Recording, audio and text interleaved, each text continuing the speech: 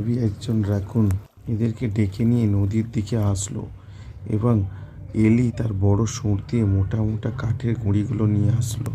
Raccoon, যার নাম ছিল রবি, ও ছোট ছোট ডালের টুকরোগুলো একত্রিত করলো বিবারের বাঁধটি মেরামতি করার জন্য। তারপর সকলে একত্রিতভাবে বাঁধের কাজ শুরু করলো। বাঁধের কাজ শুরু করার কিছুক্ষণের মধ্যেই বাঁধটি মেরামতি হয়ে গেল এবং বিভার খুব আনন্দিত হলো।